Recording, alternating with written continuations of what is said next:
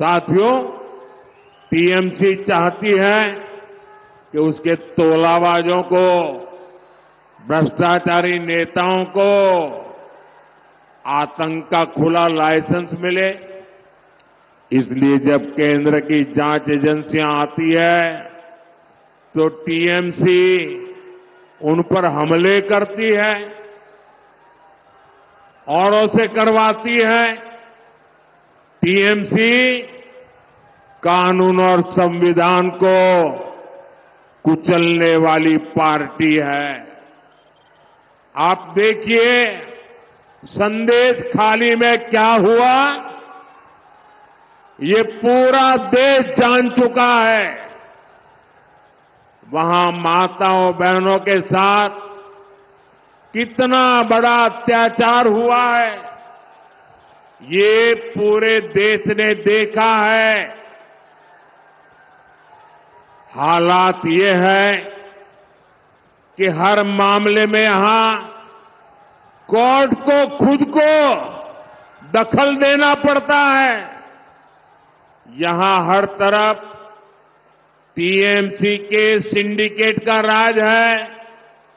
लोग अत्याचार सहने को मजबूर है। आप मुझे बताइए, क्या संदेश खाली के अपराधियों को कड़ी से कड़ी सजा होनी चाहिए?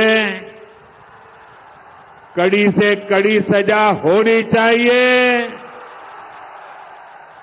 उनकी जिंदगी जेलों में जानी चाहिए। क्या राशन घोटाला और टीचर भर्ती घोटाला करने वालों को सजा मिलनी चाहिए कि नहीं? सजा मिलनी चाहिए कि नहीं? मैं आज बंगाल की धरती से गारंटी देता हूं, ये जिन लोगों ने भ्रष्टाचार करके पैसे जमा किए हैं ना, ईडी ने करीब 3,000 करोड़ रुपया उनका संपत्ति और सारी चीजें अटैच करके रखी हुई है। 3,000 करोड़ रुपया। मैं एडवाइस ले रहा हूं कि जो शिक्षक भर्ती में गरीब लोगों के पैसे गए, सरकारी नौकरी में गरीबों के पैसे गए, और जिनका पक्का मिलता है कि हां इससे पैसा गया है, तो जो 3,000 करोड़ रुपए इनके अटैच किए ना, मैं इन गरीबों को वापस करवाऊंगा। बेचारा टीचर की नौकरी के पैसा दिया, मैं उसको पैसा वापस करवाऊंगा। साथियों, टीएमसी, वामदल और कांग्रेस ने, ये तीनों एक ही चट्टे बट्टे के साथी हैं। टीएमसी, वामदल, कांग्रेस ने एक दूसरे के भ्रष्टाचारियों को बचाने के लिए ये इंडी गठबंधन बनाया है। मैं कहता हूं, भ्रष्टाचार मिटाओ। वो कहते हैं भ्रष्टाचारी बचाओ। आमी बोली भ्रष्टाचार छोड़ाओ, ओरा बोले भ्रष्टाचारी बचाओ। ये लोग चाहे जितनी साजिश कर लें, मैं आपको गारंटी देता हूं, 4 जून के बाद भ्रष्टाचारियों के खिलाफ कार्रवाई और तेज होगी।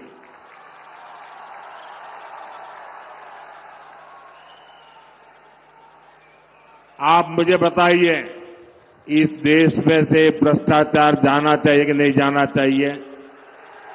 भ्रष्टाचार खत्म होना चाहिए। भ्रष्टाचारी जेल जाने चाहिए। टीएमसी का भ्रष्टाचार जाना चाहिए। ये मोदी की गारंटी है। एटा मोदी गारंटी। साथियों, ये बंगाल की धरती महान सपूत डॉक्टर श्यामा प्रसाद मुखर्जी की धरती है। जहां हुए बलिदान मुखर्जी, वो कश्मीर हमारा है। इस संकल्प के साथ हम भाजपा के कार्यकर्ताओं की अनेक पीढ़ियां आगे बढ़ी। डॉक्टर मुखर्जी ना होते तो कांग्रेस की सरकार अलगाववादियों के सामने कब का सरेंडर कर चुकी होती। ऐसी कांग्रेस ने देश को आर्टिकल 370 जैसा नासूर दिया था। आज जब भाजपा की मजबूत सरकार ने आर्टिकल 370 की दीवार को हटा दिया तो कांग्रेस को दर्द हो रहा है। चिल्ला रहे हैं, आंसू बहा रहे हैं। कल कांग्रेस अध्यक्ष ने कहा है कि मोदी देश के दूसरे राज्यों में कश्मीर की बात क्यों करता है। दूसरे राज्यों का कश्मीर से क्या लेना देना। कांग्रेस के लिए कश्मीर कुछ नहीं, और उनका तो यही रहा है। कच्छथीवी भी उनके लिए कुछ नहीं, कश्मीर भी उनके लिए कुछ नहीं।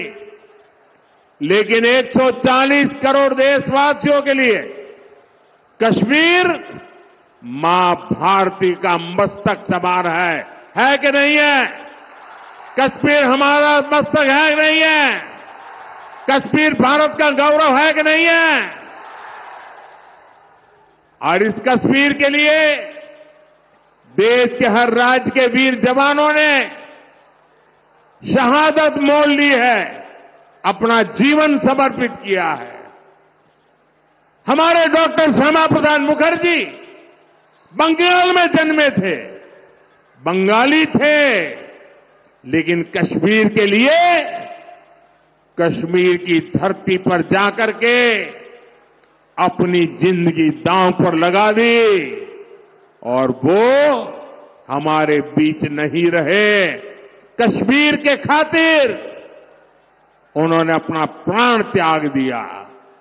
इसी कश्मीर में शांति स्थापित करने के लिए कितनी ही माताओं ने अपने बेटों को खोया है। और कांग्रेस कहती है कि कश्मीर से बाकी देश का क्या लेना देना। कांग्रेस के इस बयान से उसकी विभाजनकारी सोच फिर एक बार सामने आई है। साथियों, 10 साल बीजेपी सरकार ने जो कहा वो पूरा करके दिखाया। हमारे पास 10 साल की उपलब्धियों का रिपोर्ट कार्ड है।